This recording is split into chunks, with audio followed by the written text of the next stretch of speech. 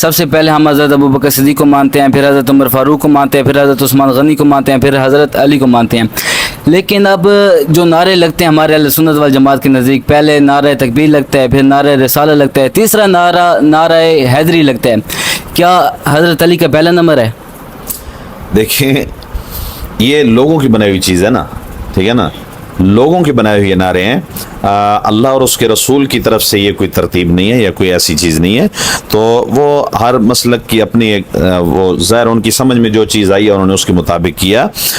جہاں تک نعرے کی بات ہے نا، تو صحابہ اکرام علیہم الرضوان کے دور میں صرف ایک ہی نعرہ ہوتا تھا، اور وہ نعرہ کون سا تھا؟ اللہ اکبر، جی ٹھیک ہے نا جی۔ نعرہ صدیقی بھی اللہ اکبر ہے، نعرہ فاروقی بھی اللہ اکبر ہے، نعرہ عثمانی بھی اللہ اکبر ہے، اور نعرہ حیدری بھی اللہ اکبر ہے، ٹھیک ہے نا جی۔ تو ان تمام صحابہ اکرام کا ایک ہی نعرہ تھا، اور وہ نعرہ کیا تھا؟ اللہ اکبر۔ اور ہم الحمدللہ اسی کے قائل ہیں کہ جو نعرہ اللہ کے رسول نے دیا، اللہ کے رسول کے صحابہ نے دیا، ہم اس نعرے کے ماننے والے ہیں، اور الحمدللہ آج بھی ہم اس پہ قائم ہیں کہ اگر دنیا کفر کے سامنے بھی وہ نعرہ بلند کیا جائے نا، تو حضرت علی رضی اللہ عنہ کا جو نعرہ مشہور ہے، شعر بھی مشہور ہے کہ لگاتا تھا تو جب نعرہ تو خیبر توڑ دیتا تھا، وہ کون سا نعرہ تھا؟ نعرہ تکبیر تھا۔ اور الحمدللہ ہم اس پہ ایمان رکھتے ہیں۔ نعرہ صدیقی اللہ اکبر، نعرہ فاروقی اللہ اکبر، نعرہ عثمانی اللہ اکبر، نعرہ حیدری اللہ اکبر۔ ہم الحمدللہ اللہ اکبر پہ اپنا اعتقاد رکھتے ہیں، نظریہ رکھتے ہیں۔ باقی جو لوگ اس طرح کے نعرے لگاتے ہیں، میرا پرسنل سوال بھی آپ سے، میرا پرسنل سوال یہ ہے کہ ہم میاں والی میں مشعل سے رہتے ہیں، ہم میاں والی میں روز دیکھتا ہوں کہ 2 3 1 2 قتل ہوتے ہیں، تو اس کے بارے میں آپ اگر تھوڑا سا سمجھانا چاہیں، کیونکہ ہمارے لوگ دیکھ رہے ہیں۔ میں اپنے جمعۃ المبارک کی اجتماع میں بھی اس پہ بات کرتا رہتا ہوں کہ اللہ تعالیٰ ہمیں معاف فرمائے، پتہ نہیں ہمارے ضلع کو کس کی نظر لگی ہے، کیا کوئی نحوست چھائی ہوئی ہے۔ ایک انسان کی جان کوئی معمولی ہے؟ انسان کی جان اللہ تعالیٰ کو اپنے کعبے سے زیادہ پیاری ہے، ٹھیک ہے نا جی۔ بیت اللہ کو گرا دینا اس سے بڑھ کر گناہ ہے کسی بے گناہ انسان کو قتل کر دینا، ٹھیک ہے نا جی۔ تو بہت بڑا ظلم ہے ایک انسان کو ضائع کر دینا، گویا پوری انسانیت کو ضائع کر دینے والی بات ہے۔ تو اس لیے ہمارا دین قطعاً ہمیں اس کی اجازت نہیں دیتا۔ ہم جو دشمنیاں لے کے چل رہے ہیں نا، ان دشمنیوں میں بھی اس بات کی اجازت نہیں ہے۔ ہمارے علاقے میں چونکہ اکثر ان چیزوں کو دیکھا جاتا ہے کہ ہماری ان کے ساتھ دشمنی تھی، فلاں بندے نے ہمارا بندہ قتل کیا تھا، ہم نے اس کے بھائی کو مار دیا، اس کے والد کو مار دیا، اس کے چچا کو مار دیا، اس کے بیٹے کو مار دیا۔ قطعاً اسلام اس کی اجازت نہیں دیتا۔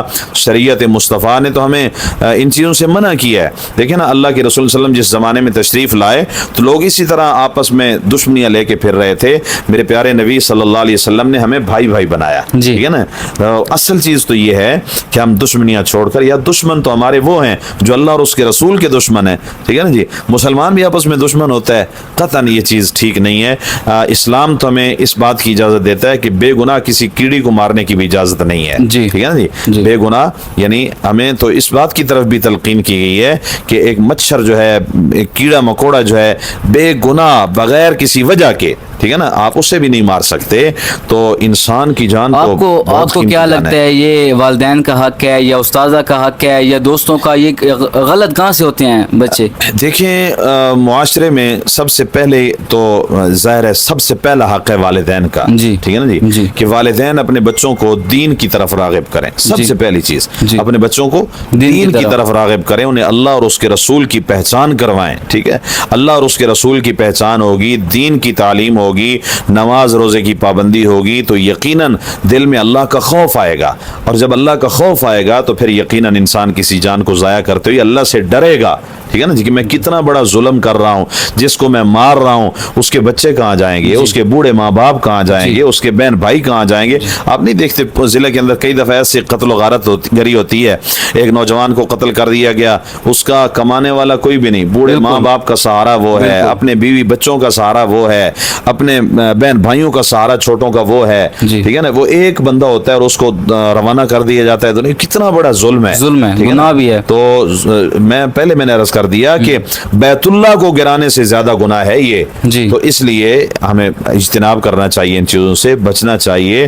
قطعاً ہم اس چیز پہ فخر نہیں کر سکتے, یہ ذلت کا باعث ہے, اور ہمیں ان چیزوں کی کبھی بھی جو ہے نا داد نہیں دینی چاہیے, بلکہ ایسی چیزوں کے بارے میں ہمیں حوصلہ شکنی کرنی چاہیے. اگر کسی نے ایسا کر دیا, ہمارے یوں ہوتا ہے بعض دفعہ داد دینا شروع, واہ بھائی واہ تو نے ہار ڈال کے نکالتے ہیں جیل سے. بالکل حوصلہ شکنی کرنی چاہیے, یہ داد کے قابل عمل نہیں ہے, حوصلہ شکنی والے عمل ہیں, تو ہمیں اس لیے ان چیزوں کا خیال. جی ایک بار پھر آپ کو بہت بہت شکریہ, آپ نے اپنا بہت قیمتی ٹائم آپ نے ہمیں دیا. اللہ تعالیٰ آپ کو جزائے خیر دے. آپ کی پوڈ کاسٹ کے ذریعے سے میں وحدت کا پیغام دوں گا, چونکہ ہماری جمعیت علماء اسلام وہ جماعت ہے جو وحدت امت چاہتی ہے, ٹھیک ہے جی, کہ امت ایک پیج پہ اکٹھی ہو جائے, ٹھیک ہے نا, مسلکی اختلافات کو بھلا کر, مذہبی جو ہمارے انتشار ہیں ان کو بھلا کر, جو اللہ اور اس کے رسول کی طرف سے دی گئی بنیادی چیزیں ہیں ان پہ ہم جمع ہو جائیں, اللہ کے لیے, اللہ کے رسول کے لیے, رسول اللہ صلی اللہ علیہ وسلم کے صحابہ کے لیے, رسول اللہ صلی اللہ علیہ وسلم کے اہل بیت کے لیے ہم یکجا ہو جائیں.